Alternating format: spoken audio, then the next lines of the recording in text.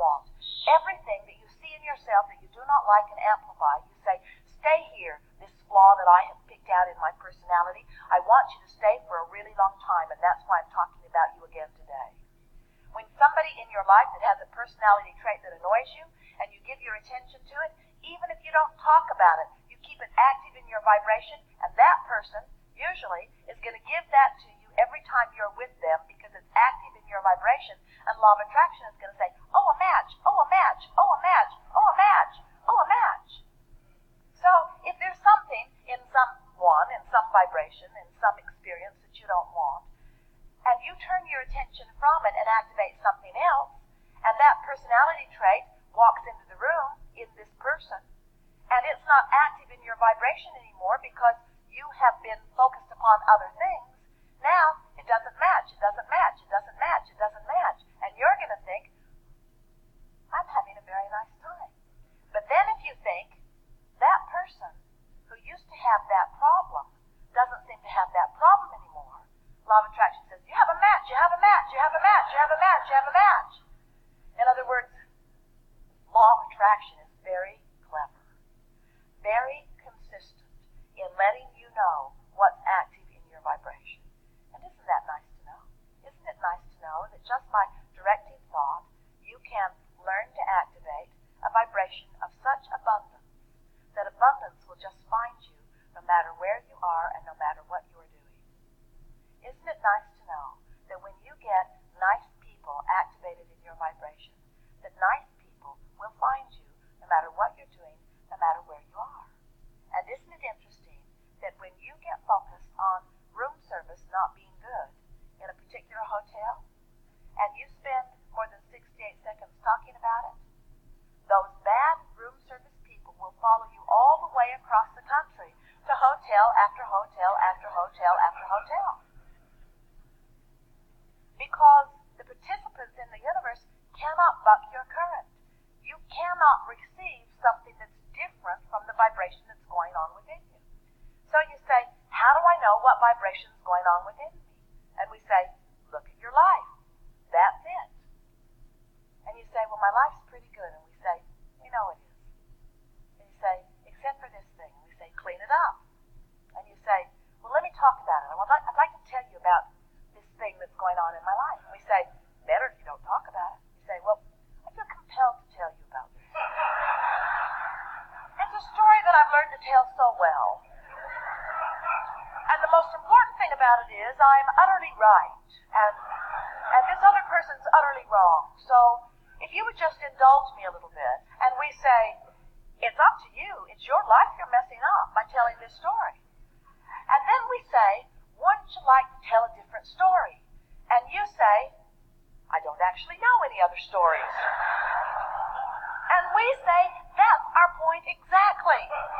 You've got to start telling the prosperity story until you feel it before prosperity can be your experience. You've got to start telling the life treats me good story. You've got to start telling the people are really nice to me story. You've got to start telling the it doesn't matter to whom I was born story because I am a pure positive energy being who always finds my way story. You've got to start telling the isn't it nice story. Wouldn't it be nice? Isn't life good? Isn't life good to me story? And the more you tell that story, the more fact you will have to back that up. At first, some of you will say, Abraham, for me to tell the life treats me good story, I would have to tell a bald-faced lie. And we say, tell it. Tell the lie. Tell it. Tell the lie. Tell the lie till you can't tell the difference. You do it all the time.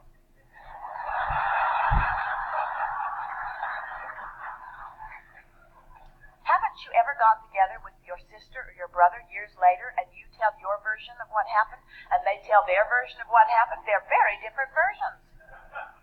And so we want you to understand that everything is perceptual. And as you tell the story the way you want to live it, as you begin to extract from your past experience the best pieces of it, as you sift through the now and look for the best pieces of it, it's one of the reasons that Jerry and Esther scour the country looking for wonderful places that they can have gatherings like this, because they're wanting touchstones.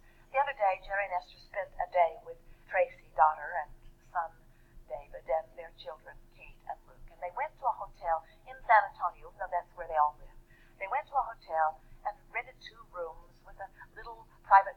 pool area, and they had their own private golf carts, and for 24 hours they did every fun thing they could think of doing in a 24-hour period. Barely slept, played and played and played and played. And then it was time for them to go their separate ways, and Kate said, she's 4, can we go to Olive Garden? It is my favorite place.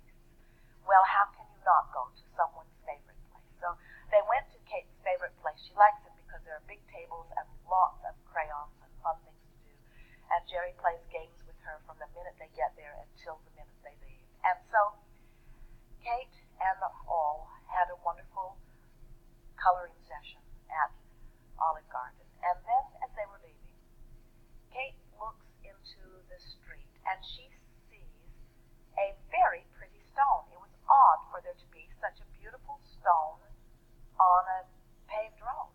But Kate reached down and snatched it up and handed it to Esther and said, Grandma, you might want to keep this to remember what a fun time we had together.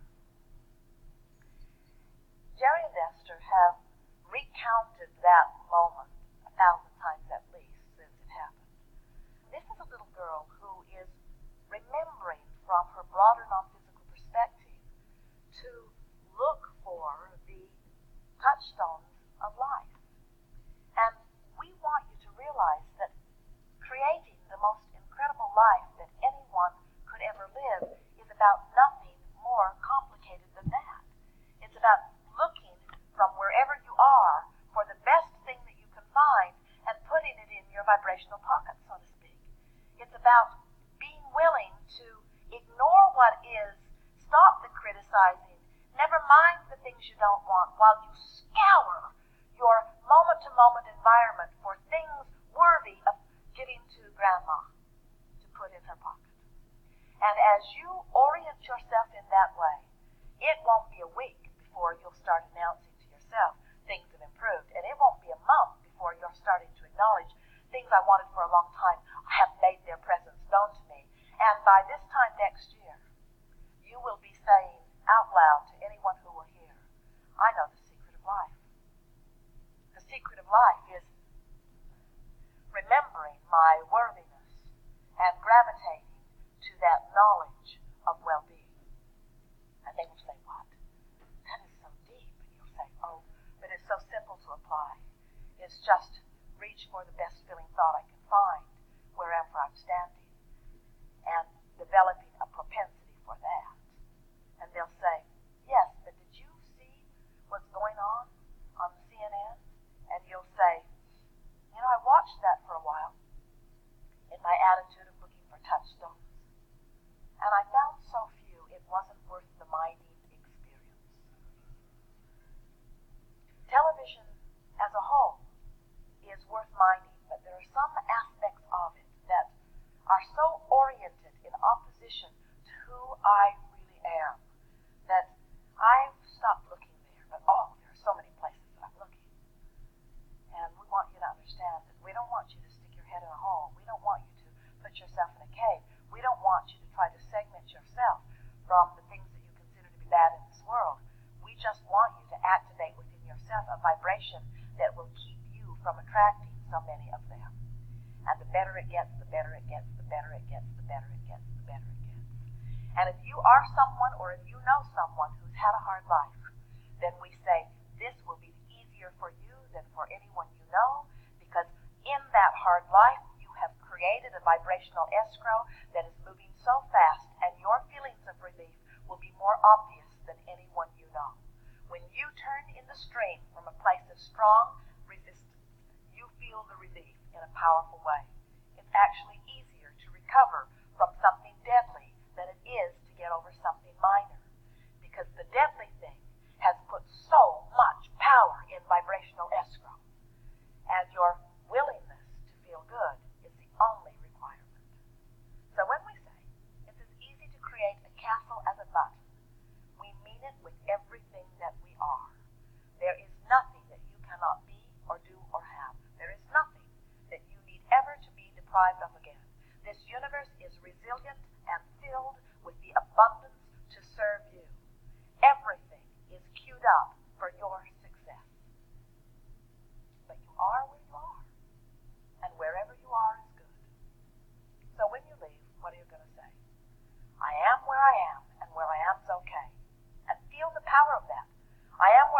I shouldn't be here, upstream thought. I am where I am and it's okay, downstream thought. I don't have enough money, but it's okay, turns downstream. I don't have enough money and I really want more money and I should have more money and it's not fair that I don't have enough money and look at that guy, he's got too much money and look at that kid driving that car, his dad probably bought it for him, that's not right. Upstream, upstream, upstream, upstream, upstream. I want a new car and I can't afford it, upstream. I want a new car and I want it now, upstream. I want a new car and I can't afford it, upstream. I want a new car, I can't afford it, upstream. I hate my car, upstream. I don't like my car, upstream. Nothing about my life is pleasing me, upstream. Things might get better for me if I just chill a little, downstream.